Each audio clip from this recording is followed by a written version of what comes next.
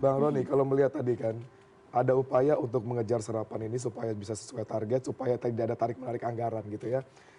Dengan adanya upaya tersebut, pastinya akan banyak dapur-dapur baru dibuka gitu. Ada kekhawatiran kontrolnya seperti apa, evaluate-nya seperti apa, operasionalnya seperti apa, pembiayaannya seperti apa. Ini membuka celah-celah baru sebenarnya, terutama untuk moral hazard, let's say seperti korupsi yang dikhawatirkan teman-teman dari ICW.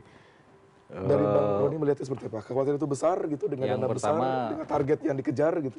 Yang pertama secara politik barang ini udah final, nggak Oke, mungkin ditunda, nggak mungkin oke, dihentikan. Kalau kata Pak Zeno secara politik udah final, ini keinginan presiden. oke. So mau ngomong apapun, yang bisa kita lakukan sekarang mengevaluasi, Mhm, merubah bagian teknisnya, apakah mhm, skemanya dirubah, mhm. apakah modelnya harus dibikin lebih tepat sasaran, dan Oke, institusinya harus diperkuat dan harus oke, bisa dikontrol oleh masyarakat. Sekarang baik. belum bisa dikontrol. Kalau moral Mhm. moral hazard dimanapun ada duit banyak dan itu dipegang oleh pemerintah, Oke, itu potensi moral hazardnya lebih besar ketimbang di swasta oke. gitu loh. Mhm, As you know lah gitu loh. mhm, Power tend to corrupt, mhm, absolute power tend to corrupt absolutely. mhm, Ketika satu lembaga dikasih kekuasaan dan dikasih uang yang mhm. besar, Iya, itu pasti banyak semut yang pingin makan secara ilegal, itu baik, wajar gitu loh. baik. Sehingga disitulah saya bilang kenapa transparansi dan akuntabilitas itu dibutuhkan, sehingga Mhm. biar kita bisa mengontrol gitu. Oke, Itu oke, yang kita lakukan gitu. mhm, Jadi Pak Purbaya mengancam, saya sepakat juga gitu. oke, Duit ini nggak boleh nganggur karena ini iya, duit dialokasikan dari APBN untuk rakyat. oke, Kalau dibiarkan nganggur itu kan iya, nggak fair gitu. Rakyat harus